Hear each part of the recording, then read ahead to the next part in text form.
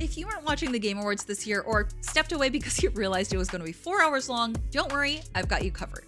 Here's everything new announced in the Game Awards. Ninja Gaiden Ragebound was the first game to be revealed, and it's a brand new Ninja Gaiden game developed by the creators of Blasphemous, The Game Kitchen. It's a side-scroller action game that brings us a new form of Ninja Gaiden to release next year. One Move Away is a first-person game announced from Ramage Games, and PlayStack, which is about hacking your car to move. Yeah, that's the game. That also releases next year. Slay the Spire 2 showcased a gameplay trailer with an early access date set sometime next year. Dave the Diver in the Jungle is either an expansion or a sequel to the 2023 title. Fortunately, more details weren't given, but it's slotted for release date in 2025. Thick as Thieves was shown as a new multiplayer stealth game from Other Side Entertainment, whose studio director is Warren Spector, who worked on Deus Ex and The Thief: Deadly Shadows. More details were posted on the Steam page, and Thick as Thieves is a PvPvE multiplayer where you'll have to pick locks, sneak past guards, and escape with your bag full of stolen goods. So it seems like it'll be an extraction game.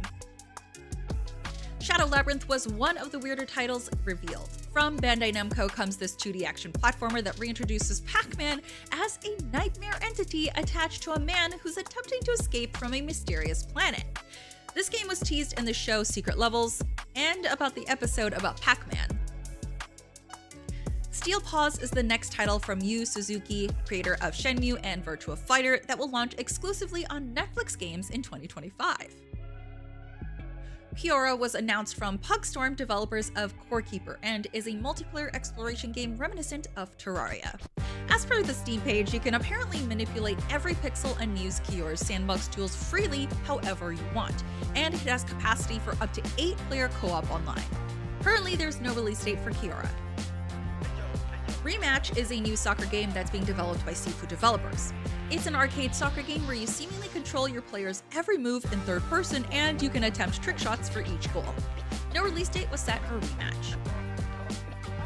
Solasta 2 is set to release next year and showcased a gameplay trailer at the awards. It's a turn-based tactical RPG and is based off the 5th edition system reference document created by Wizards of the Coast. So, D&D rules, basically. The Witcher 4 was revealed with an official trailer, but there was no release date or year window shown at all. The trailer showed Ciri, our next protagonist for the series. Elden Ring Night Rain was a surprise announcement at the awards. From Software revealed that Elden Ring Night Rain would be a standalone co-op survival game that's meant to be played in squads of 3.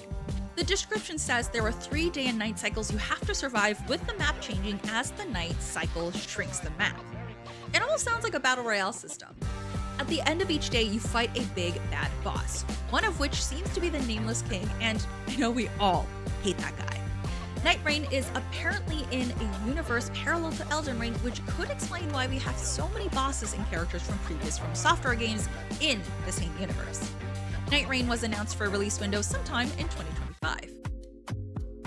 Project Robot was another surprise game shown at the awards, from the creator of Ico, Shadow of the Colossus and The Last Guardian, Fumito Ueda. The trailer showed someone climbing up a giant mech in cinematic widescreen point of view. The trailer only showed 2 minutes of this footage, and there's been no release date or year shown, but people are convinced this takes place in the same universe as the creator's previous games, just set in the future. Split Fiction is the latest title from Hazelight Studios. You know, with the guy who's always super energetic and cursing on stage. Joseph Ferris? Yeah, that guy. Split Fiction is the next co-op adventure game to come from Hazelight, and it features 2 protagonists who are very different. One writes fantasy and the other writes sci-fi. They get trapped in both of their mind imaginations through a failed experiment, and gameplay seems to swap between fantasy and sci-fi worlds. Their goal is to escape the experiment and get back to real life. Steel Hunters is Wargaming's next IP, which has a 12-player multiplayer shooter that has battle royale, hero shooter, and extractor shooter modes or elements to it. Borderlands 4 was also announced at the awards, though the reception to it seemed lukewarm. There was a story trailer shown with tiny glimpses at gameplay, but most of the clips were rendered. The art style looks less Borderlands, but that could be due to the graphical updates. The release date is set for 2024. A new Virtua Fighter was revealed by Sega and is being developed by Ryuga Gotoku Studio, which developed the Yakuza series. Ryuga Gotoku also showcased Project Century, a new third-person game with hand-to-hand combat set in Japan in 1915. It's not a Yakuza game, but definitely reflects some of the classic Yakuza beat-em-up playstyle in the trailer. No release date was yet set.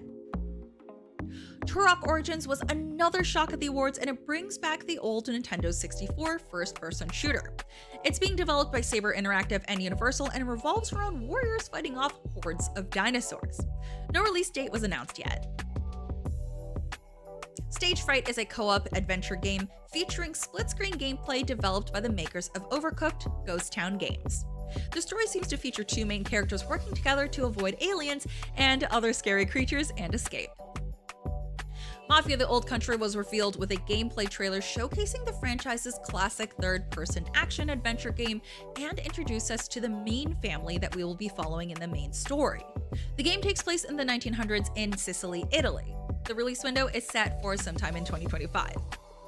A sequel to Okami might be one of the top two shocking reveals at the awards. Capcom announced that a sequel to Okami is currently in development, and Hideki Kamiya, director of Resident Evil 2, Devil May Cry, Okami, and Bayonetta, is the head of the project. Aside from that, we don't know anything else. Onimusha: Way of the Sword is a new title in the Onimusha series by Capcom coming in 2026. This takes place in the Edo era in Kyoto, and you'll play as a samurai who utilizes a mystical artifact to fight and search for his purpose. The first Berserker Kazan is a new hardcore action RPG developed by Neopol and published by Nexon.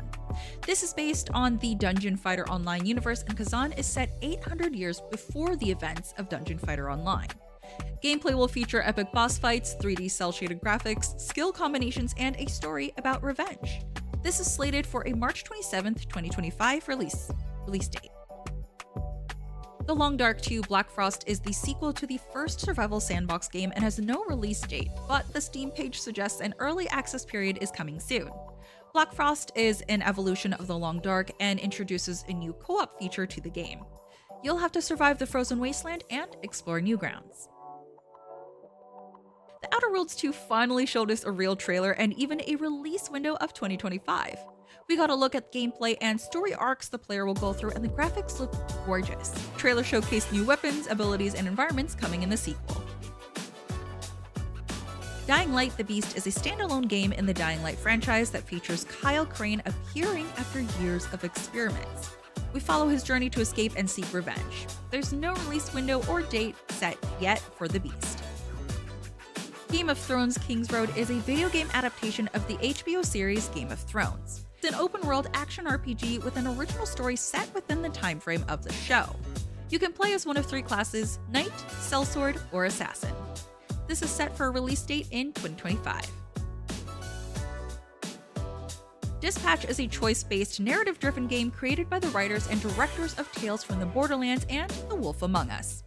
Dispatch is a workplace comedy about superheroes in modern-day Los Angeles. You can choose your own paths and decisions in the story, and it affects your game's outcome and ending. This is set for a release year of 2025. The most surprising announcement after Okami was Naughty Dog's next IP, Intergalactic: The Heretic Prophet. Intergalactic features a bounty hunter played by Tatiana Gabrielle who takes a job to the planet Simperia. People have gone to the planet and never come back, and she's attempting to be the first person in 600 years to make it out alive. The trailer was all rendered in engine but showcased no actual gameplay. The score is being created by Trent Reznor and Atticus Ross. No release date was announced for Intergalactic yet, but we are very excitedly waiting.